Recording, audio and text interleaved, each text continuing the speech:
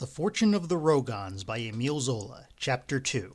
Plassans is a sub-prefecture with about 10,000 inhabitants. Built on a plateau overlooking the Viorne and resting on the north side against the Garrigues Hills, one of the last spurs of the Alps, the town is situated, as it were, in the depths of a cul-de-sac. In 1851 it communicated with the adjoining country by two roads only, the Nice Road, which runs down to the east, and the Lyons Road, which rises to the west, the one continuing the other on almost parallel lines. Since that time, a railway has been built which passes to the south of the town, below the hill which descends steeply from the old ramparts to the river. At the present day, on coming out of the station on the right bank of the little torrent, one can see by raising one's head the first houses of Plassans, with their gardens disposed in terrace fashion. It is, however, only after an uphill walk lasting a full quarter of an hour that one reaches these houses. About 20 years ago, owing no doubt to deficient means of communication, there was no town that had more completely retained the pious and aristocratic character of the old Provençal cities. Plassans then had and has even now a whole district of large mansions built in the reigns of Louis XIV and Louis XV, a dozen churches, Jesuit and Capuchin houses, and a considerable number of convents. Class distinctions were long perpetuated by the town's division into various districts. There were 3 of them, each forming as it were a separate and complete locality with its own churches, promenades, customs, and landscapes. The district of the nobility, called St. Mark after the name of one of its parish churches, is a sort of miniature Versailles, with straight streets overgrown with grass and large square houses which conceal extensive gardens. It extends to the south along the edge of the plateau. Some of the mansions built on the declivity itself have a double row of terraces whence one can see the whole valley of the Viorne, a most charming vista much vaunted in that part of the country.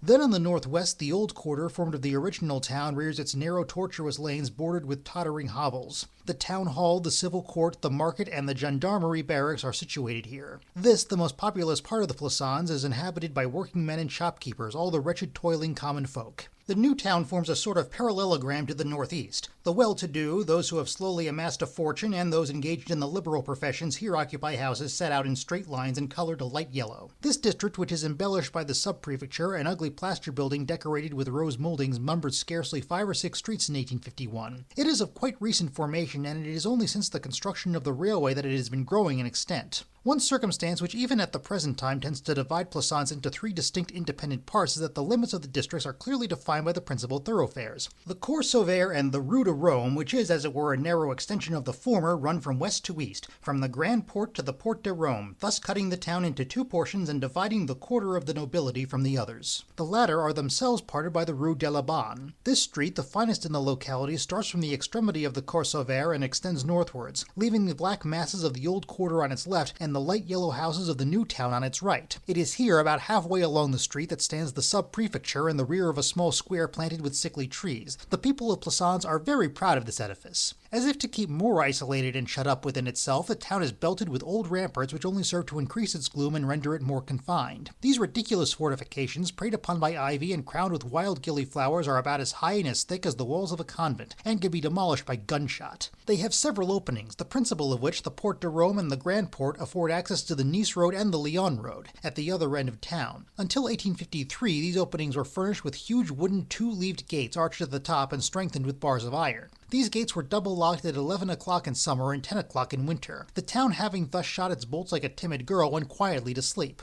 A keeper who lived in the little cell in one of the inner corners of each gateway was authorized to admit belated persons, but it was necessary to stand parleying a long time. The keeper would not let people in until by the light of his lantern he had carefully scrutinized their faces through a peephole. If their looks displeased him, they had to sleep outside. This custom of locking the gates every evening was highly characteristic of the spirit of the town, which was a commingling of cowardice, egotism, routine, exclusiveness, and devout longing for a cloistered life. Plassans, when it had shut itself up, would say to itself, "I am at home," with the satisfaction of some pious bourgeois, who, assured of the safety of his cash-box and certain that no noise will disturb him, duly says his prayers and retires gladly to bed. No other town, I believe, has so long persisted in thus incarcerating itself like a nun. The population of Plassans is divided into 3 groups corresponding with the same number of districts. Putting aside the functionaries, the sub-prefect, the receiver of taxes, the mortgage commissioner, and the postmaster, who are all strangers to the locality, where they are objects of envy rather than of esteem, and who live after their own fashion, the real inhabitants, those who were born there and have every intention of ending their days there, feel too much respect for traditional usages and established boundaries not to pen themselves of their own accord in one or other of the town's social divisions. The nobility virtually cloister themselves. Since the fall of Charles X, they scarcely ever go out, and when they do, they are eager to return to their large dismal mansions and walk along furtively as though they were in a hostile country. They do not visit anyone, nor do they even receive each other. Their drawing rooms are frequented by a few priests only. They spend the summer in the chateau which they possess in the environs. In the winter they sit around their firesides. They are, as it were, dead people weary of life. And thus the gloomy silence of a cemetery hangs over their quarter of the town. The doors and windows are carefully barricaded. One would think their mansions were so many convents shut off from all the tumult of the world. At rare intervals an abbé, whose measured tread adds to the gloomy silence of these sealed houses, passes by and glides like a shadow through some half-open doorway. The well-to-do people, the retired tradesmen, the lawyers and notaries, all those of the little easygoing, ambitious world that inhabits the new town, endeavor to infuse some liveliness into Plassans. They go to the parties given by the sub-prefect and dream of giving similar entertainments. They eagerly seek popularity, call a workman my good fellow, chat with the peasants about the harvest, read the papers, and walk out with their wives on Sundays. Theirs are the enlightened minds of the district. They are the only persons who venture to speak disparagingly of the ramparts. In fact, they have several times demanded of the authorities the demolition of those old walls, relics of a former age. At the same time, the most skeptical among them experience a shock of delight whenever a marquis or a count deigns to honor them with a stiff salutation. Indeed, the dream of every citizen of the new town is to be admitted to a drawing room of the Saint-Marc quarter. They know very well that their ambition is not attainable, and it is this which makes them proclaim all the louder that they are free thinkers. But they are free thinkers in word only. Firm friends of the authorities, they are ready to rush into the arms of the first deliverer at the slightest indication of popular discontent. The group which toils and vegetates in the old quarter is not so clearly defined as the others. The laboring classes are here in a majority, but retail dealers and even a few wholesale traders are to be found among them. As a matter of fact, Plassans is far from being a commercial center. There is only just sufficient trade to dispose of the products of the country: oil, wine, and almonds. As for industrial labor, it is represented almost entirely by 3 or 4 evil-smelling tan yards, a felt hat manufactory, and some soap boiling works, which last are relegated to a corner of the Faubourg. This little commercial and industrial world, though it may on high days and holidays visit the people of the new district, generally takes up its quarters among the operatives of the old town. Merchants, retail traders, and artisans have common interests which unite them together. On Sundays only, the masters make themselves spruce and foregather apart. On the other hand, the laboring classes, which constitute scarcely a fifth of the population, mingle with the idlers of the district. It is only once a week and during the fine weather that the 3 districts of Plassans come together face to face. The whole town repairs to the Cours Sauvaire on Sunday after Vespers. Even the nobility venture thither. 3 distinct currents flow along this sort of boulevard planted with rows of plane trees. The well-to-do citizens of the new quarter merely pass along before quitting the town by the Grand Port and taking the Avenue de Malle on the right, where they walk up and down till nightfall. Meantime, the nobility and the lower classes share the Cours Sauvaire between them. For more than a century past, the nobility have selected the walk on the south side, which is bordered with large mansions and is the first to escape the heat of the sun. The lower classes have to rest content with the walk on the north, where the cafes, inns, and tobacconist shops are located. The people in the nobility promenade the whole afternoon, walking up and down the Cours without anyone of either party thinking of changing sides. They are only separated by a distance of some 7 or 8 yards, yet it is as if they were 1,000 leagues away from each other, for they scrupulously follow those 2 parallel lines as though they must not come in contact here below. Even during the revolutionary periods, each party kept to its own side. This regulation walk on Sunday and the locking of the town gates in the evening are analogous instances which suffice to indicate the character of the 10,000 people inhabiting the town. Here, amidst these surroundings, until the year 1848, there vegetated an obscure family that enjoyed little esteem, but whose head, Pierre Rougons, subsequently played an important part in life owing to certain circumstances. Pierre Rougons was the son of a peasant. His mother's family, the Fouquets, owned towards the end of the last century a large plot of ground in the Faubourg behind the old cemetery of St. Mitra. This ground was subsequently joined to the Jas Meiffren. The Fouquets were the richest market gardeners in that part of the country. They supplied an entire district of Plassans with vegetables. However, their name died out a few years before the Revolution. Only one girl, Adelaide, remained. Born in 1768, she had become an orphan at the age of 18. This girl, whose father had died insane, was a lone, lank, pale creature with a scared look and strange ways which one might have taken for shyness as long as she was a little girl. As she grew up, however, she became still stranger. She did certain things which were inexplicable even to the cleverest folk of the Faubourg, and from that time it was rumored that she was cracked like her father. She had scarcely been an orphan 6 months in possession of a fortune which rendered her an eagerly sought heiress when it transpired that she had married a young gardener named Rougons, a rough-hewn peasant from the Basses Alps. This Rougons, after the death of the last of the male Fouquets, who had engaged him for a term, had remained in the service of the deceased daughter. From the situation of salaried servant, he ascended rapidly to the enviable position of husband. This marriage was a first shock to public opinion. No one could comprehend why Adelaide preferred this poor fellow, coarse, heavy, vulgar, scarce able to speak French, to those other young men, sons of of well-to-do farmers who had been seen hovering around her for some time. And as provincial people do not allow anything to remain unexplained, they made sure there was some mystery at the bottom of this affair, alleging even that the marriage of the two young people had become an absolute necessity. But events proved the falsity of the accusation. More than a year went by before Adelaide had a son. The Faubourg was annoyed. It could not admit that it was wrong and determined to penetrate the supposed mystery. Accordingly, all the gossips kept a watch upon the Rougons. They soon found ample matter for tittle-tattle. Rougons died almost suddenly, 15 months after his marriage, from a sunstroke received one afternoon while he was weeding a bed of carrots. Scarcely a year then elapsed before the young widow caused unheard-of scandal. It became known as an indisputable fact that she had a lover. She did not appear to make any secret of it. Several persons asserted that they had heard her use endearing terms in public to poor Rougons' successor. Scarcely a year of widowhood and a lover already. Such a disregard of propriety seemed monstrous out of all reason, and the scandal was heightened by Adelaide's strange choice. At that time there dwelt at the end of the Impasse Saint-Mitre, in a hovel the back of which abutted on the Foucault's land, a man of bad repute who was generally referred to as that scoundrel Maquart. This man would vanish for weeks and then turn up some fine evening, sauntering about with his hands in his pockets and whistling as though he had just come from a short walk. And the women sitting at their doorsteps as he passed, "There's that scoundrel Maquart, he has hidden his bales and his gun in some hollow of the Viorne." The truth was, Maquart had no means, and yet ate and drank like a happy drone during his short sojourns in the town. He drank copiously and with fierce obstinacy. Seating himself alone at a table in some tavern, he would linger there evening after evening, with his eyes stupidly fixed on his glass, neither seeing nor hearing anything about him. When the landlord closed his establishment, he would retire with a firm step, with his head raised as if he was kept yet more erect by inebriation. Maquart walked so straight he surely dead drunk, people used to say as they saw him going home. Usually when he had no drink, he walked with a slight stoop and shunned the gaze of curious people with a kind of savage shyness. Since the death of his father, a journeyman tanner who had left him as sole heritage the hovel of the Impasse Saint-Mitre, he had never been known to have either relatives or friends. The proximity of the frontiers and the neighboring forests of the Say had turned this singular lazy fellow into a combination of smuggler and poacher, one of those suspicious-looking characters of whom passers-by observe, "I shouldn't care to meet that man at midnight in a dark wood."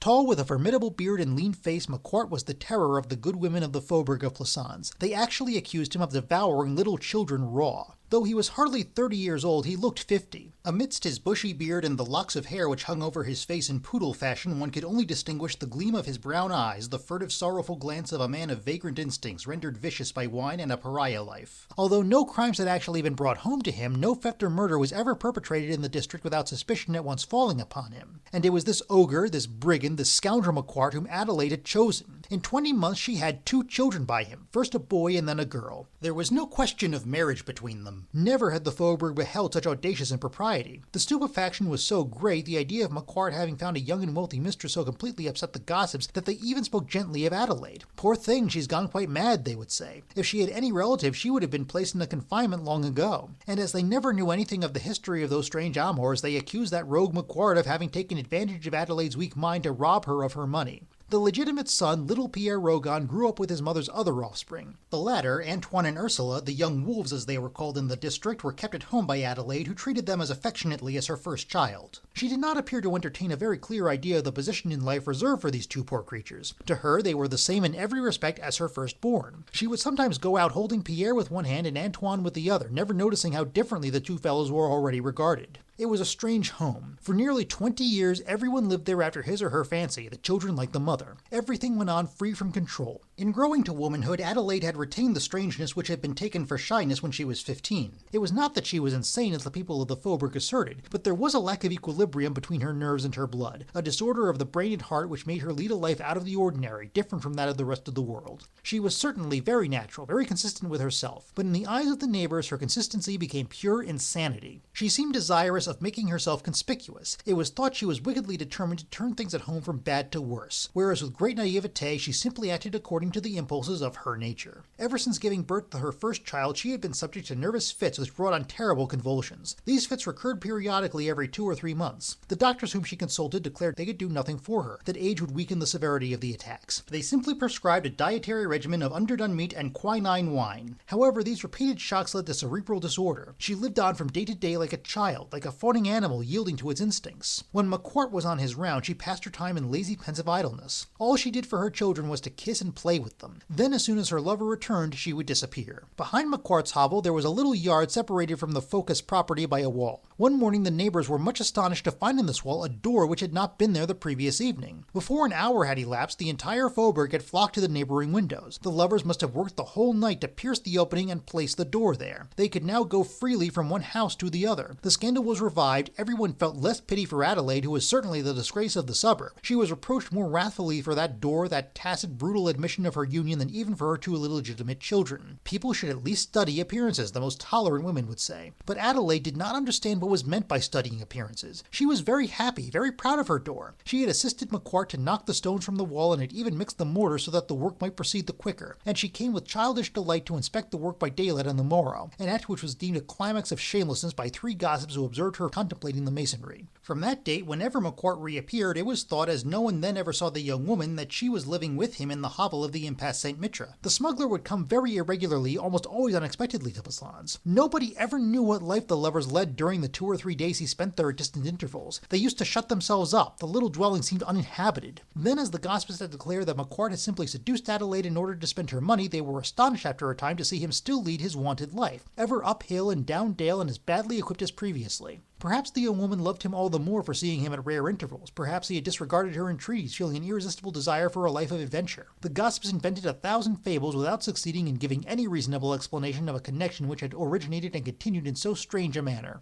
The hovel in the Impasse Saint-Mitre remained closed and preserved its secrets. It was merely guessed that McQuart had probably acquired the habit of beating Adelaide, although the sound of a quarrel never issued from the house. However, on several occasions she was seen with her face black and blue and her hair torn away. At the same time, she did not display the least dejection or grief, nor did she seek in any way to hide her bruises. She smiled and seemed happy. No doubt she allowed herself to be beaten without breathing a word. This existence lasted for more than 15 years. At times when Adelaide returned home, she would find her house upside down, but would not take the least notice of it. She was utterly ignorant of the practical meaning of life, of the proper value of things, and the necessity for order. She let her children grow up like those plum trees that sprout along the highways at the pleasure of the rain and sun. They bore their natural fruits like wild stock which has never known grafting or pruning. Never was nature allowed such complete sway, never did such mischievous creatures grow up more freely under the sole influence of instinct. They rolled among the vegetables, passed their days in the open air, playing and fighting like good-for-nothing urchins. They stole provisions from the house and pillaged the few fruit trees in the enclosure. They were the plundering, squalling, familiar demons of the strange abode of lucid insanity. When their mother was absent for days together, they would make such an uproar and hit upon such diabolical devices for annoying people that the neighbors had to threaten them with a whipping. Moreover, Adelaide did not inspire them with much fear. If they were less obnoxious to other people when she was at home, it was because they made her their victim, shirking school 5 or 6 times a week and doing everything they could to receive some punishment which would allow them to squall to their heart's content. But she never beat them, not even lost her temper. She lived on very well, placidly, indolently, in a state of mental abstraction amidst all the uproar. At last, indeed, this uproar became indispensable to her to fill the void in her brain. She smiled complacently when she heard anyone say her children will beat her some day and it will serve her right. To all remarks, her utter indifference seemed to reply, what does it matter? She troubled even less about her property than about her children. The Fouquet's enclosure, during the many years that this singular existence lasted, would have become a piece of waste ground if the young woman had not luckily entrusted the cultivation of her vegetables to a clever market gardener. This man, who was to share the profits with her, robbed her impudently, though she never noticed it. This circumstance had its advantages, however, for in order to steal the more, the gardener drew as much as possible from the land, which in the result almost doubled in value. Pierre, the legitimate son, either from secret instinct or from his knowledge of the different manner in which he and the others were regarded by the neighbors, domineered over his brother and sister from an early age. In their quarrels, although he was much weaker than Antoine, he always got the better of the contest, beating the other with all the authority of a master. With regard to Ursula, a poor, puny, wan little creature, she was handled with equal roughness by both the boys. Indeed, until they were 15 or 16, the 3 children fraternally beat each other without understanding their vague mutual hatred, without realizing how foreign they were to one another. It was only in youth that they found themselves face to face with definite, self-conscious personalities.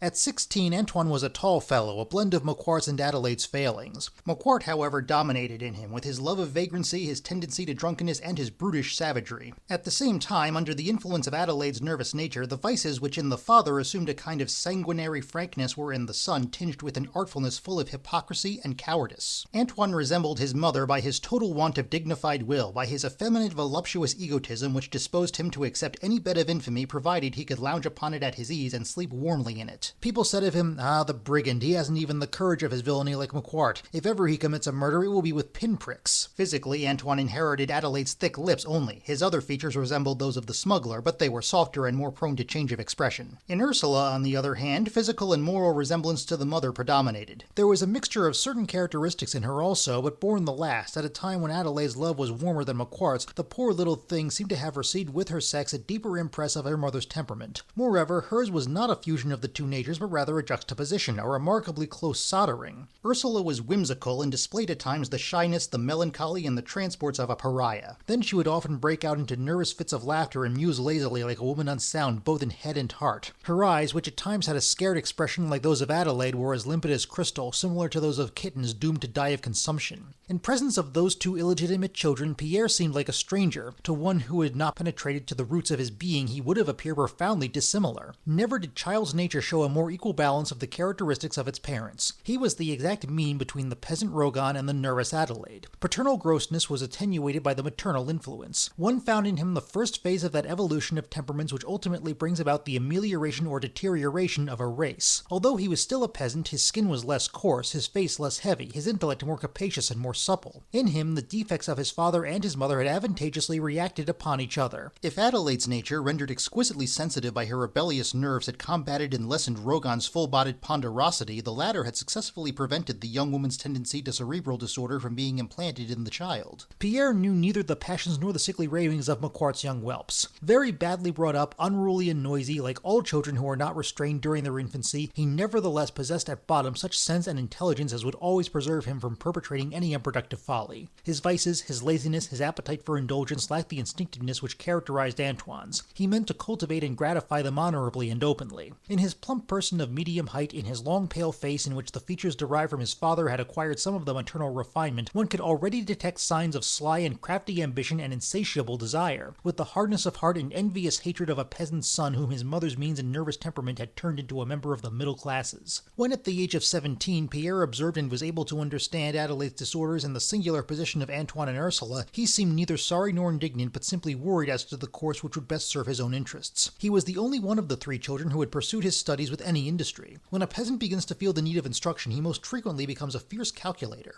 At school, Pierce's playmates roused his first suspicions by the manner in which they treated and hooted his brother. Later on, he came to understand the significance of many looks and words, and at last he clearly saw that the house was being pillaged. From that time forward, he regarded Antoine and Ursula as shameless parasites, mouths that were devouring his own substance. Like the people of the Faubourg, he thought that his mother was a fit subject for a lunatic asylum, and feared she would end by squandering all her money if he did not take steps to prevent it. What gave him the finishing stroke was the dishonesty of the gardener who cultivated the land. At this in one day, the unruly child was transformed into a thrifty, selfish lad, hurriedly matured as regards his instincts by the strange improvident life which he could no longer bear to see around him without a feeling of anguish. Those vegetables from the sale of which the market gardener derived the largest profits really belonged to him. The wine which his mother's offspring drank, the bread they ate, also belonged to him. The whole house, the entire fortune, was his by right. According to his boorish logic, he alone, the legitimate son, was the heir. And as his riches were in danger, as everybody was greedily gnawing at his future fortune, he sought a means of turning them all out, mother, brother, sister, servants, and of succeeding immediately to his inheritance. The conflict was a cruel one. The lad knew that he must first strike his mother. Step by step, with patient tenacity, he executed a plan whose every detail he had long previously thought out. His tactics were to appear before Adelaide like a living reproach. Not that he flew into a passion or upbraided her for her misconduct, but he had acquired a certain manner of looking at her without saying a word which terrified her. Whenever she returned from a short sojourn in Macquart's hovel, she could not turn her eyes on her son without a shudder. She felt his cold glances, as sharp as steel blades, pierce her deeply and pitilessly. The severe, taciturn demeanor of the child of the man whom she had so soon forgotten strangely troubled her poor disordered brain. She would fancy at times that Rougons had risen from the dead to punish her for her dissoluteness. Every week she fell into one of those nervous fits which were shattering her constitution. She was left to struggle until she recovered consciousness, after which she would creep about more feebly than ever. She would also often sob the whole night long, holding her head in her hands and accepting the wounds that Pierre dealt her with resignation, as if they had been the strokes of an avenging deity. At other times she repudiated him. She would not acknowledge her own flesh and blood in that heavy-faced lad whose calmness chilled her own feverishness so painfully. She would 1,000 times rather have been beaten than glared at like that. Those implacable looks which followed her everywhere threw her at last into such unbearable torments that on several occasions she determined to see her lover no more. As soon, however, as Macquart returned, she forgot her vows and hastened to him. The conflict with her son began afresh, silent and terrible, when she came back home. At the end of a few months she fell completely under his sway. She stood before him like a child, doubtful of her behavior and fearing that she deserves a whipping. Pierre had skillfully bound her hand and foot and made a very submissive servant of her without opening his lips, without once entering into difficult and compromising explanations. When the young man felt that his mother was in his power, that he could treat her like a slave, he began in his own interest to turn her cerebral weakness and the foolish terror with which his glances inspired her to his own advantage. His first care, as soon as he was master at home, was to dismiss the market gardener and replace him by one of his own creatures. Then he took upon himself the supreme direction of the household, selling, buying, and holding the cash box. On the other hand, he made no attempt to regulate Adelaide's actions or to correct Antoine and Ursula for their laziness. That mattered little to him, for he counted upon getting rid of these people as soon as an opportunity presented itself. He contented himself with portioning out their bread and water. Then, having already got all the property in his own hands, he awaited an event which would permit him to dispose of it as he pleased. Circumstances proved singularly favorable. He escaped the conscription on the ground of being a widow's eldest son, but 2 years later Antoine was called out. His bad luck did not affect him much. He counted on his mother purchasing a substitute for him. Adelaide, in fact, wished to save him from serving. Pierre, however, who held the money, turned a deaf ear to her. His brother's compulsory departure would be a lucky event for him and greatly assist the accomplishment of his plans. When his mother mentioned the matter to him, he gave her such a look that she did not venture to pursue it. His glance plainly signified, "Do you wish then to ruin me for the sake of your illegitimate offspring?" Forthwith she selfishly abandoned Antoine, for before everything else she sought her own peace and quietness. Pierre, who did not like violent measures and who rejoiced at being able to reject his brother without a disturbance, then played the part of a man in despair. The year had been a bad one, money was scarce, and to raise any he would be compelled to sell a portion of the land which would be the beginning of their ruin. Then he pledged his word of honor to Antoine that he would buy him out the following year, though he meant to do nothing of the kind. Antoine then went off, duped and half satisfied. Pierre got rid of Ursula in a still more unexpected manner. A journeyman hatter of the Faubourg named Moret conceived a real affection for the girl, whom he thought of as white and delicate as any young lady from the Saint-Marc quarter. He married her. On his part, it was a love match, free from all sordid motives. As for Ursula, she accepted the marriage in order to escape a home where her eldest brother rendered life intolerable. Her mother, absorbed in her own courses and using her remaining energy to defend her own particular interests, regarded the matter with absolute indifference. She was even glad of Ursula's departure from the house, hoping that Pierre, now that he had no further cause for dissatisfaction, would let her live in peace after her own fashion. No sooner had the young people been married than Moret perceived that he would have to quit Plassans if he did not wish to hear endless disparaging remarks about his wife and his mother-in-law. Taking Ursula with him, he accordingly repaired to Marseille, where he worked at his trade. It should be mentioned that he had not asked for 1 sou of dowry. When Pierre, somewhat surprised by this disinterestedness, commenced to stammer out some explanations, Moret closed his mouth by saying that he preferred to earn his wife's bread. Nevertheless, the worthy son of the peasant remained uneasy. Moret's indifference seemed to him to conceal some trap.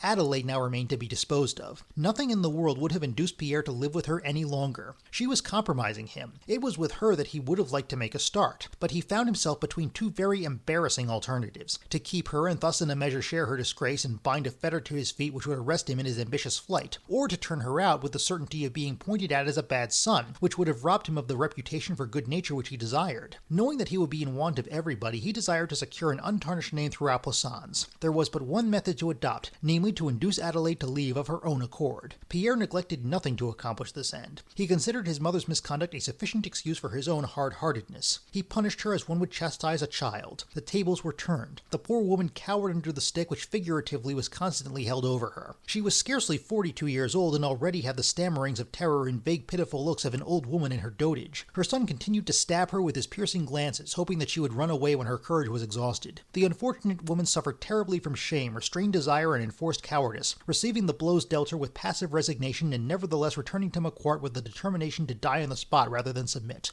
There were nights when she would have got out of bed and thrown herself into the Viorne if with her weak nervous nature she had not felt the greatest fear of death. On several occasions she thought of running away and joining her lover on the frontier. It was only because she did not know whither to go that she remained in the house, submitting to her son's contemptuous silence and secret brutality. Pierre divined that she would have left long ago if she only had a refuge. He was waiting an opportunity to take a little apartment for her somewhere when a fortuitous occurrence which he had not ventured to anticipate abruptly brought about the realization of his desires. Information reached the Faubourg that McQuart had just been killed on the frontier by a shot from a custom house officer, at the moment when he was endeavoring to smuggle a load of Geneva watches into France. The story was true. The smuggler's body was not even brought home, but was interred in the cemetery of a little mountain village. Adelaide's grief plunged her into stupor. Her son, who watched her curiously, did not see her shed a tear. McQuart had made her sole legatee. She inherited his hovel in the Impasse Saint-Mitre and his carbine, which a fellow smuggler, braving the balls of the custom house officers, loyally brought back to her. On the following day she retired to the little house, hung the carbine above the mantelpiece, and lived there estranged from all the world, solitary and silent. Pierre was at last sole master of the house. The Fouquet's land belonged to him in fact, if not in law. He never thought of establishing himself on it. It was too narrow a field for his ambition. To till the ground and cultivate vegetables seemed to him boorish, unworthy of his faculties. He was in a hurry to divest himself of everything recalling the peasant. With his nature refined by his mother's nervous temperament, he felt an irresistible longing for the enjoyments of the middle classes. In all his calculations, therefore, he had regarded the sale of the Fouquet's property as the final consummation. This sale, by placing a round sum of money in his hands, would enable him to marry the daughter of some merchant who would take him into partnership. At this period, the wars of the First Empire were greatly thinning the ranks of eligible young men. Parents were not so fastidious as previously in the choice of a son-in-law. Pierre persuaded himself that the money would smooth all difficulties and that the gossip of the Faubourg would be overlooked. He intended to pose as a victim, as an honest man suffering from a family disgrace which he deplored without being soiled by it or excusing it. For several months already he had cast his eyes on a certain Félicité Puic, the daughter of an oil dealer.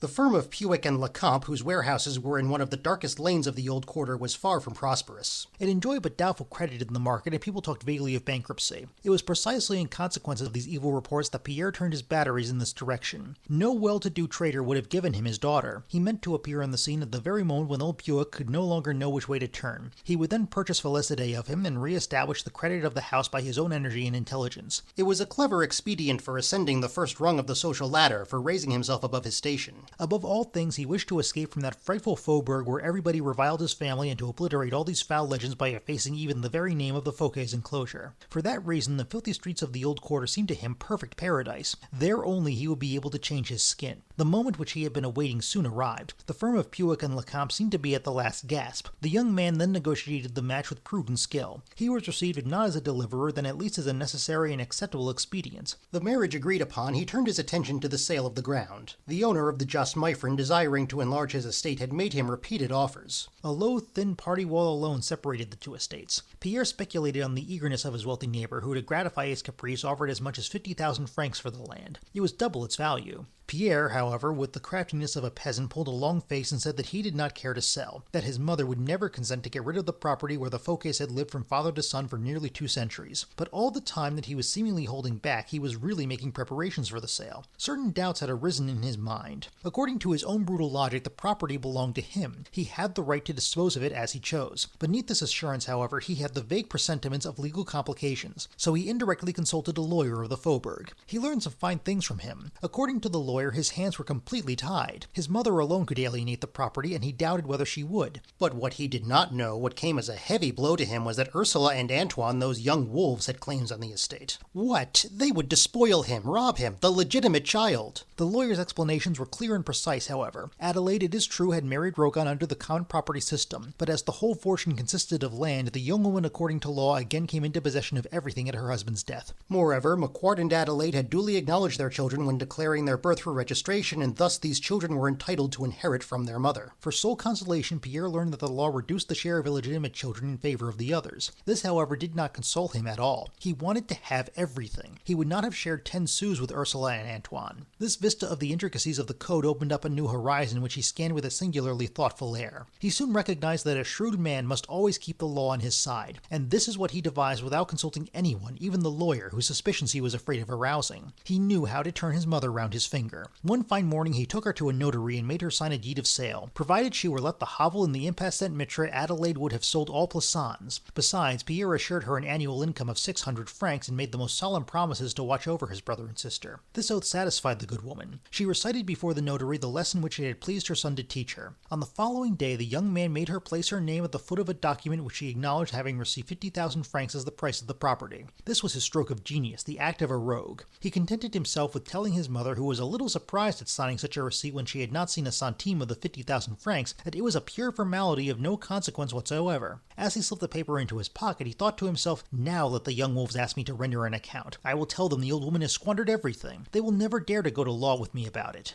A week afterwards, the party wall no longer existed. A plow had turned up the vegetable beds. The Focus enclosure, in accordance with young Rougons' wish, was about to become a thing of the past. A few months later, the owner of the Jasmifern even had the old market gardener's house, which was falling to pieces, pulled down. When Pierre had secured the 50,000 francs, he married Félicité Puech with as little delay as possible. Félicité was a short, dark woman, such as one often meets in Provence. She looked like one of those brown, lean, noisy grasshoppers, which in their sudden leaps often strike their heads against the almond trees. Thin, flat-breasted, with pointed shoulders and a face like that of a polecat, her features singularly sunken and attenuated, it was not easy to tell her age. She looked as near 15 as 30, although she was in reality only 19, 4 years younger than her husband. There was much feline shyness in the depths of her little black eyes, which suggested gimlet holes. Her low, bumpy forehead, her slightly depressed nose with delicate, quivering nostrils, her thin red lips and prominent chin, parted from her cheeks by strange hollows, all suggested the countenance of an artful dwarf, a living mask of intrigue, an active, envious ambition. With all her ugliness, however, Félicité possessed a sort of gracefulness which rendered her seductive. People said of her that she could be pretty or ugly as she pleased. It would depend on the fashion in which she tied her magnificent hair, but it depended still more on the triumphant smile which illumined her golden complexion when she thought she had got the better of somebody. Born under an evil star and believing herself ill-used by fortune, she was generally content to appear an ugly creature. She did not, however, intend to abandon the struggle, for she had vowed that she would someday make the whole town burst with envy by an insolent display of happiness and luxury. Had she been able to act her part on a more spacious stage, where full play would have been allowed her ready wit, she would have quickly brought her dream to pass. Her intelligence was far superior to that of the girls of her own station in education. Evil tongues asserted that her mother, who had died a few years after she was born, had during the early period of her married life been familiar with the Marquis de Carnavant, a young nobleman of the Saint-Marc quarter. In fact, Félicité had the hands and feet of a marchioness, and in this respect did not appear to belong to that class of workers from which she was descended. Her marriage with Pierre Rougon, that semi-peasant, that man of the Faubourg, whose family was in such bad odor, kept the old quarter in a state of astonishment for more than a month. She let people gossip, however, receiving the stiff congratulations of her friends with strange smiles. Her calculations had been made. She had chosen Rougon for a husband as one would choose an accomplice. Her father, in accepting the young man, had merely had eyes for the 50,000 francs which were to save him from bankruptcy. Félicité, however, was more keen-sighted. She looked into the future and felt that she would be in want of a robust man, even if he were somewhat rustic, behind whom she might conceal herself, and whose limbs she would move at will. She entertained a deliberate hatred for the insignificant little exquisites of provincial towns, that lean herd of notaries' clerks and prospective barristers who stand shivering with cold while waiting for clients. Having no dowry, and despairing of ever marrying a rich merchant's son, she by far preferred a peasant whom she could use as a passive tool to some lank graduate who would overwhelm her with his academical superiority and drag her about all her life in search of hollow vanities. She was of opinion that the woman ought to make the man. She believed herself capable of carving a minister out of a cowherd. That which had attracted her in Rougon was his broad chest, his heavy frame, which was not altogether wanting in elegance. A man thus built would bear with ease and sprightliness the massive intrigues which she dreamt of placing on his shoulders. However, while she appreciated her husband's strength and vigor, she also perceived that he was far from being a fool. Under his coarse flesh she had divined the cunning suppleness of his mind. Still, she was a long way from really knowing her Rougon. She thought him far stupider than he was. A few days after her marriage, as she was by chance fumbling in the drawer of a secretaire, she came across the receipt for 50,000 francs which Adelaide had signed. At sight of it, she understood things and felt rather frightened. Her own natural average honesty rendered her hostile to such expedients. Her terror, however, was not unmixed with admiration. Rougon became in her eyes a very smart fellow. The young couple bravely sought to conquer fortune. The firm of Puech and Lecomte was not after all so embarrassed as Pierre had thought. Its liabilities were small, it was merely in want of ready money. In the provinces, traders adopt prudent courses to save them from serious disasters. Puech and Lecomte were prudent to an excessive degree. They never risked 1,000 crowns without the greatest fear, and thus their house, a veritable hole, was an unimportant one. The 50,000 francs that Pierre brought into it sufficed to pay the debts and extend the business. The beginnings were good. During 3 successive years, the olive harvest was an abundant one. Félicité, by a bold stroke which absolutely frightened both Pierre and old Puech, made them purchase a considerable quantity of oil which they stored in their warehouse.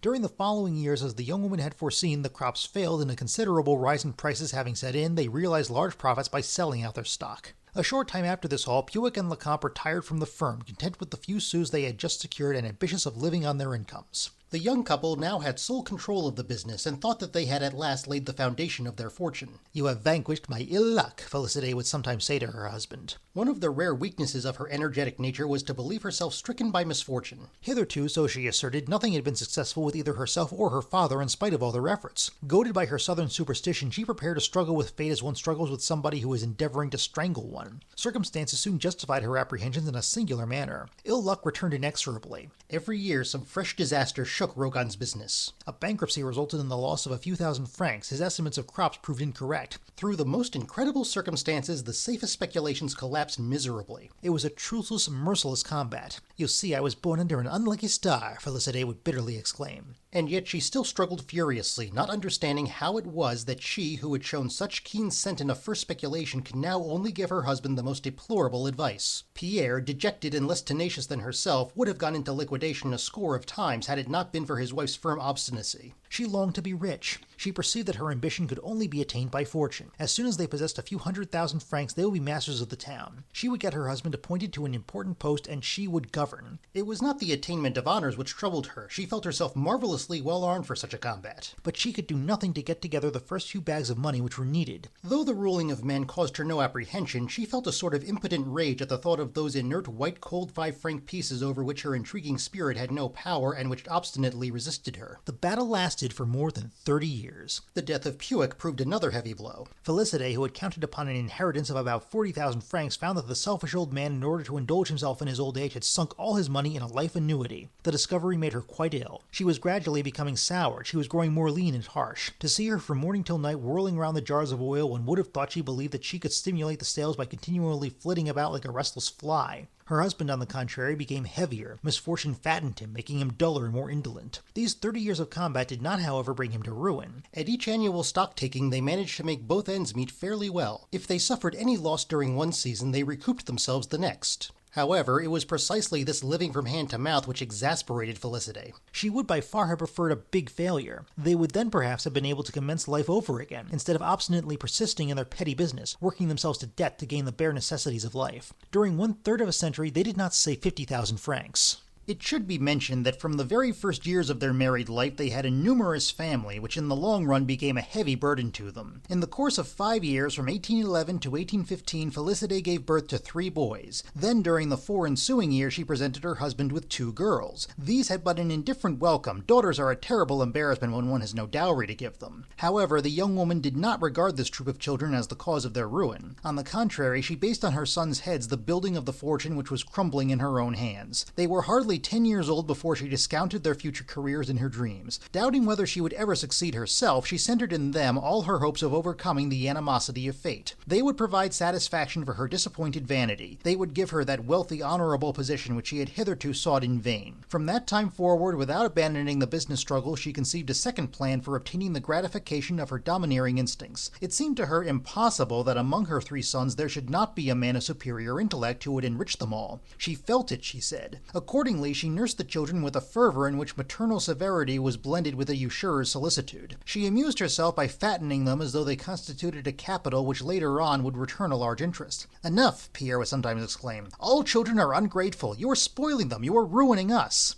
When Felicity spoke of sending them to college, he got angry. Latin was a useless luxury. It would be quite sufficient if they went through the classes of a little neighboring school. The young woman, however, persisted in her design. She possessed certain elevated instincts which made her take a great pride in surrounding herself with accomplished children. Moreover, she felt that her sons must never remain as illiterate as her husband if she wished to see them become prominent men. She fancied them all 3 in Paris in high positions which she did not clearly define. When Rougons consented and the 3 youngsters had entered the 8th class, Felicity felt the most lively satisfaction she had ever experienced. She listened with delight as they talked of their professors and their studies. When she heard her eldest son make one of his brothers decline Rosa a rose, it sounded like delicious music to her. It is only fair to add that her delight was not tarnished by any sordid calculations. Even Rougons felt the satisfaction which an illiterate man experiences on perceiving his sons grow more learned than himself. Then the fellowship which grew up between their sons and those of the local bigwigs completed the parents' gratification. The youngsters were soon on familiar terms with the sons of the mayor and the sub-prefect, and even with 2 or 3 young noblemen who the Saint-Marc quarter had deigned to send to the Plassans college. Félicité was at a loss how to repay such an honor. The education of the 3 lads weighed seriously on the budget of the Rougons household. Until the boys had taken their degrees, their parents, who kept them at college at enormous sacrifices, lived in hopes of their success. When they had obtained their diplomas, Félicité wished to continue her work and even persuaded her husband to send the 3 to Paris. 2 of them devoted themselves to the study of law, and the 3rd passed through the school of medicine. Then, when they were men and had exhausted the resources of the Rougon family and were obliged to return and establish themselves in the provinces, their parents' disenchantment began. They idled about and grew fat, and Félicité again felt all the bitterness of her ill luck. Her sons were failing her. They had ruined her and did not return any interest on the capital which they represented. This last blow of fate was the heaviest, as it fell on her ambition and her maternal vanity alike. Rougon repeated to her from morning till night, "I told you so," which only exasperated her the more. One day, as she was bitterly reproaching her eldest son with the large amount of money expended on his education, he said to her with equal bitterness, "I will repay you later on if I can, but as you had no means, you should have brought us up to a trade. We are out of our element, we are suffering more than you." Félicité understood the wisdom of these words. From that time, she ceased to accuse her children and turned her anger against fate, which never wearied of striking her. She started her old complaints afresh and bemoaned more and more the want of means which made her strained as it were in port. Whenever Rougon said to her, "Your sons are lazy fellows, they will eat up all we have," she sourly replied, "Would to God I had more money to give them. If they do vegetate, poor fellows, it's because they haven't got a sou to bless themselves with." At the beginning of the year 1848, on the eve of the Revolution of February, the 3 young Rougons held very precarious positions at Plassans. They presented most curious and profoundly dissimilar characteristics, though they came of the same stock. They were in reality superior to their parents. The race of the Rougons was destined to become refined through its female side. Adelaide had made Pierre a man of moderate enterprise disposed to low ambitions. Félicité had inspired her sons with a higher intelligence with a capacity for greater vices and greater virtues. At the period now referred to, the eldest, Eugene, was nearly 40 years old. He was a man of middle height, slightly bald, and already disposed to obesity. He had his father's face, a long face with broad features. Beneath his skin one could divine the fat to which were due the flabby roundness of his features and his yellowish waxy complexion. Though his massive square head still recalled the peasant, his physiognomy was transfigured, lit up from within as it were, when his drooping eyelids were raised and his eyes awoke to life. In the son's case, the father's ponderousness had turned to gravity. This big fellow Eugene usually preserved a heavy somnolent demeanor. At the same time, certain of his heavy languid movements suggested those of a giant stretching his limbs, pending the time for action. By one of those alleged freaks of nature of which, however, science is now commencing to discover the laws, if physical resemblance to Pierre was perfect in Eugene, Félicité on her side seemed to have furnished him with his brains. He offered an instance of certain moral and intellectual qualities of maternal origin being embedded in the coarse flesh he had derived from his father. He cherished lofty ambitions, possessed domineering instincts, and showed singular contempt for trifling expedients and petty fortunes. He was a proof that Plassans was perhaps not mistaken in suspecting that Félicité had some blue blood in her veins. The passion for indulgence, which became formidably developed in the Rougons and was in fact the family characteristic, attained in his case its highest pitch. He longed for self-gratification, but in the form of mental enjoyment such as would gratify his burning desire for domination. A man such as this was never intended to succeed in a provincial town. He vegetated there for 15 years, his eyes turned towards Paris, watching his opportunities. On his return home, he had entered his name on the rolls in order to be independent of his parents. After that, he pleaded from time to time, earning a bare livelihood without appearing to rise above average mediocrity. At Plassans, his voice was considered thick, his movements heavy. He generally wandered from the issue, rambled as the wiseacres expressed it. On one occasion particularly, when he was pleading in a case for damages, he so forgot himself as to stray into a political disquisition, to such a point that the presiding judge interfered, whereupon he immediately sat down with a strange smile. His client was condemned to pay a considerable sum of money, a circumstance which did not, however, seem to cause Eugene the least regret for his irrelevant digression. He appeared to regard his speeches as mere exercises which would be of use to him later on. It was this that puzzled and disheartened Félicité. She would have liked to see her son dictating the law to the civil court of Plassans. At last she came to entertain a very unfavorable opinion of her firstborn. To her mind, this lazy fellow would never be the one to shed any luster on the family. Pierre, on the contrary, felt absolute confidence in him, not that he had more intuition than his wife, but because external appearances sufficed him, and he flattered himself by believing in the genius of a son who was his living image. A month prior to the Revolution of February 1848, Eugene became restless. Some special inspiration made him anticipate the crisis. From that time forward, he seemed to feel out of his element at Plassans. He would wander about the streets like a distressed soul. At last he formed a sudden resolution and left for Paris with scarcely 500 francs in his pocket. Aristide, the youngest son, was, so to speak, diametrically opposed to Eugene. He had his mother's face and a covetousness and slyness of character prone to trivial intrigues in which his father's instincts predominated. Nature has need of symmetry. Short, with a pitiful countenance suggesting the knob of a stick carved into a punch's head, Aristide ferreted and fumbled everywhere, without any scruples, eager only to gratify himself. He loved money as his eldest brother loved power. While Eugene dreamed of bending a people to his will and intoxicated himself with visions of future omnipotence, the other fancied himself 10 times a millionaire, installed in a princely mansion, eating and drinking to his heart's content and enjoying life to the fullest possible extent. Above all things, he longed to make a rapid fortune. When he was building his castles in the air, they would rise in his mind as if by magic. He would become possessed of tons of gold in one night. These visions agreed with his indolence, as he never troubled himself about the means, considering those the best which were the most expeditious. In his case, the race of the Rougons, of those coarse, greedy peasants with brutish appetites, had matured too rapidly. Every desire for material indulgence was found in him, augmented threefold by hasty education and rendered the more insatiable and dangerous by the deliberate way in which the young man had come to regard their realization as his set purpose. In spite of her keen feminine intuition, Félicité preferred this son. She did not perceive the greater affinity between herself and Eugene. She excused the follies and indolence of her youngest son under the pretext that he would someday be the superior genius of the family, and that such a man was entitled to live a disorderly life until his intellectual strength should be revealed.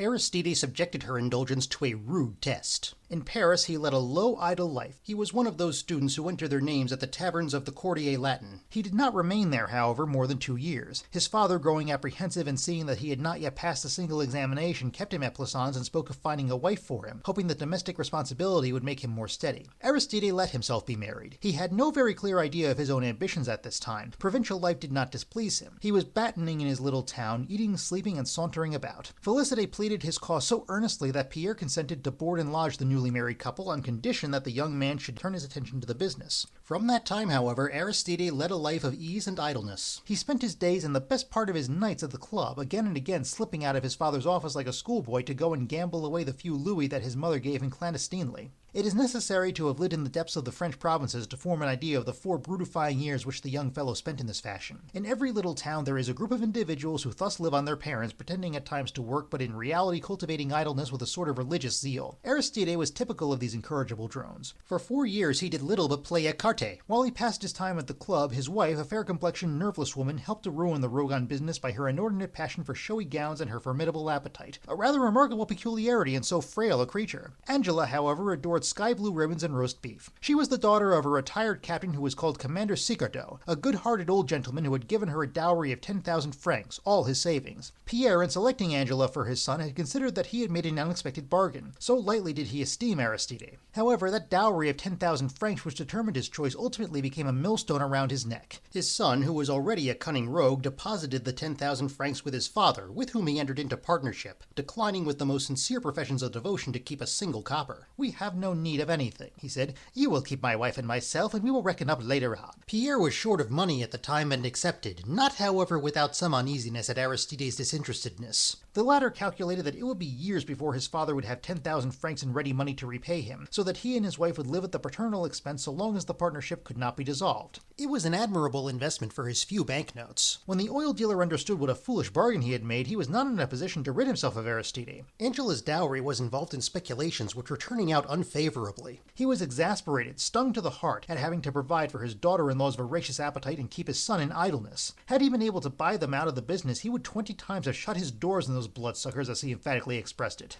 Félicité secretly defended them. The young man who had divined her dreams of ambition would every evening describe to her the elaborate plans by which he would shortly make a fortune. By a rare chance, she had remained on excellent terms with her daughter-in-law. It must be confessed that Angela had no will of her own. She could be moved and disposed of like a piece of furniture. Meantime, Pierre became enraged whenever his wife spoke to him of the success their youngest son would ultimately achieve. He declared that he would really bring them to ruin. During the 4 years that the young couple lived with him, he stormed in this manner, wasting his impotent rage in quarrels without in the least disturbing the equanimity of Aristide and Angela. They were located there, and there they intended to remain like blocks of wood. At last Pierre met with a stroke of luck which enabled him to return the 10,000 francs to his son. When, however, he wanted to reckon up accounts with him, Aristide interposed so much chicanery that he had to let the couple go without deducting a copper from their board and lodging. They installed themselves but a short distance off in a part of the old quarter called the Place Saint-Louis. The 10,000 francs were soon consumed. They had everything to get for their new home. Moreover, Aristide made no change in his mode of living so long as any money was left in the house. When he had reached the last 100-franc note, he felt rather nervous. He was seen prowling about the town in a suspicious manner. He no longer took his customary cup of coffee at the club. He watched feverishly whilst play was going on without touching a card. Poverty made him more spiteful than he would otherwise have been. He bore the blow for a long time, obstinately refusing to do anything in the way of work. In 1840, he had a son, little Maxime, who his grandmother Félicité fortunately sent to college, paying his fees clandestinely. That made one mouth less at home, but poor Angela was dying of hunger and her husband was at last compelled to seek a situation. He secured one at the sub-prefecture. He remained there nearly 10 years and only attained a salary of 1,800 francs per annum. From that time forward, it was with ever-increasing malevolence and rancor that he hungered for the enjoyments of which he was deprived. His lowly position exasperated him. The paltry 150 francs which he received every month seemed to him an irony of fate. Never did man burn with such desire for self-gratification. Félicité, to whom he imparted his sufferings, was by no means grieved to see him so eager. She thought his misery would stimulate his energies. At last, crouching in ambush as it were, with his ears wide open, he began to look about him like a thief seeking his opportunity. At the beginning of 1848, when his brother left for Paris, he had a momentary idea of following him. But Eugene was a bachelor, and he, Aristide, could not take his wife so far without money. So he waited, scenting a catastrophe and ready to fall on the first prey that might come within his reach. The other son, Pascal, born between Eugene and Aristide, did not appear to belong to the family. He was one of those frequent cases which give the lie to the laws of heredity. During the evolution of a race, nature often produces some one being whose every element she derives from her own creative powers. Nothing in the moral or physical constitution of Pascal recalled the Rougons. Tall, with a grave and gentle face, he had an uprightness of mind, a love of study, a retiring modesty which contrasted strangely with the feverish ambitions and unscrupulous intrigues of his relatives. After acquitting himself admirably of his medical studies in Paris, he had retired by preference to Plassans, notwithstanding the offers he received from his professors. He loved a quiet provincial life. He maintained that for a studious man, such a life was preferable to the excitement of Paris. Even at Plassans, he did not exert himself to extend his practice. Very steady and despising fortune, he contented himself with the few patients sent him by chance. All his pleasures were centered in a bright little house in the new town where he shut himself up, lovingly devoting his whole time to the study of natural history. He was particularly fond of physiology.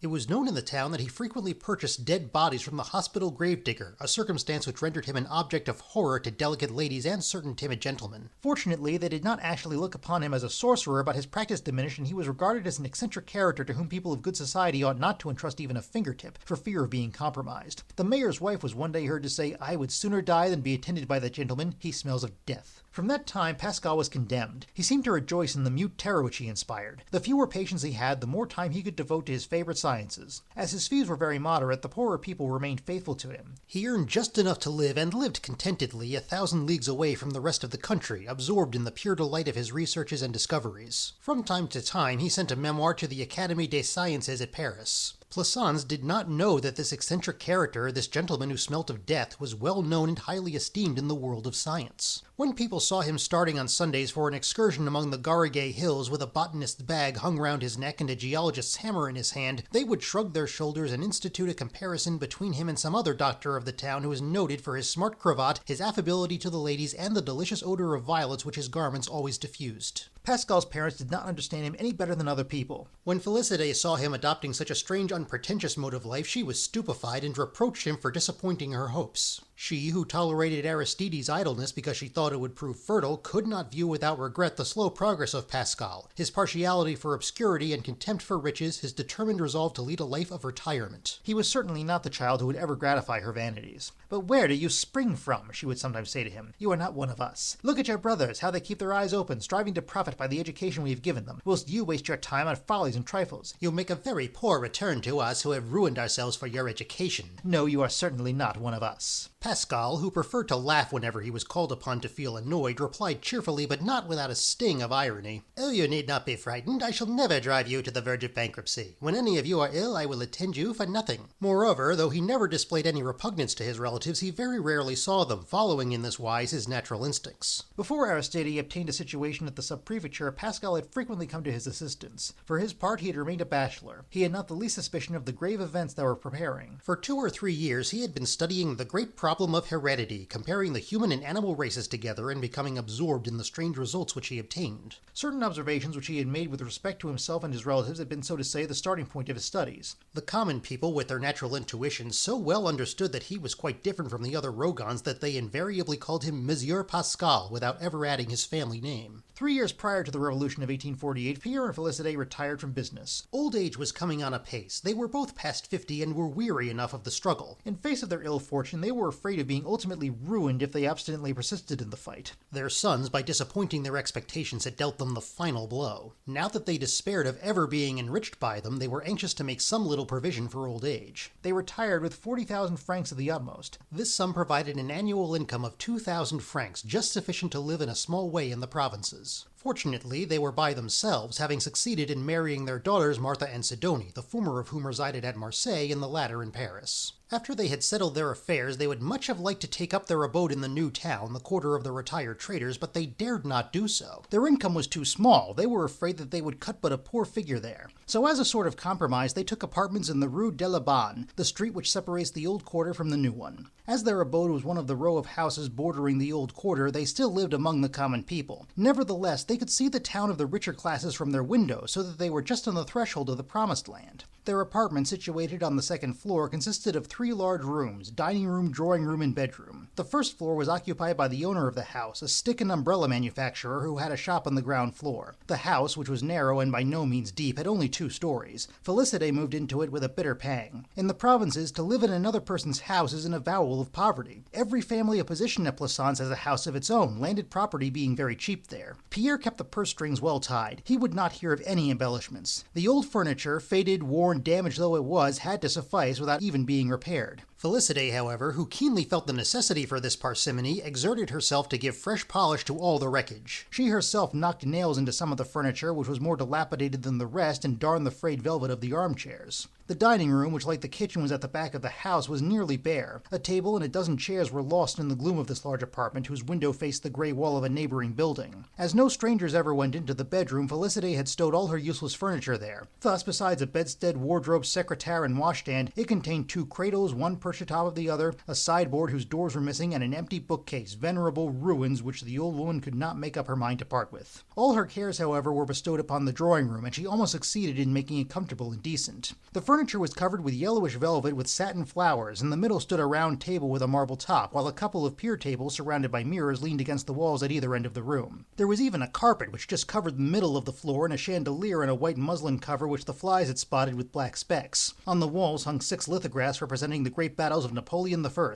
Moreover, the furniture dated from the first years of the Empire. The only embellishment that Félicité could obtain was to have the walls hung with orange-hued paper covered with large flowers. Thus the drawing room had a strange yellow glow which filled it with an artificial dazzling light. The furniture, the paper, and the window curtains were yellow. The carpet and even the marble tabletop showed touches of yellow. However, when the curtains were drawn, the colors harmonized fairly well, and the drawing room looked almost decent. But Félicité had dreamed of quite a different kind of luxury. She regarded with mute despair this ill-concealed misery. She usually occupied the drawing room, the best apartment in the house, and the sweetest and bitterest of her pastimes was to sit at one of the windows which overlooked the Rue de la Banne and gave her a side view of the square in front of the sub-prefecture. That was the paradise of her dreams. That little neat tidy square with its bright houses seemed to her a garden of Eden. She would have given 10 years of her life to possess one of those habitations. The house at the left-hand corner in which the receiver of taxes resided particularly tempted her. She contemplated it with eager longing. Sometimes when the windows of this abode were open, she could catch a glimpse of rich furniture and tasteful elegance which made her burn with envy. At this period, the Rougons passed through a curious crisis of vanity and unsatiated appetite. The few proper feelings which they had once entertained had become embittered. They posed as victims of evil fortune, not with resignation, however, for they seemed still more keenly determined that they would not die before they had satisfied their ambitions. In reality, they did not abandon any of their hopes, notwithstanding their advanced age. Félicité professed to feel a presentiment that she would die rich. However, each day of poverty weighed them down the more. When they recapitulated their vain attempts, when they recalled their 30-year struggle and the defection of their children, when they saw their airy castles end in this yellow drawing room whose shabbiness they could only conceal by drawing the curtains, they were overcome with bitter rage. Then, as a consolation, they would think of plans for making a colossal fortune, seeking all sorts of devices. Félicité would fancy herself the winner of the grand prize of 100,000 francs in some lottery, while Pierre pictured himself carrying out some wonderful speculation. They lived with one sole thought, that of making a fortune immediately, in a few hours, of becoming rich and enjoying themselves, if only for a year.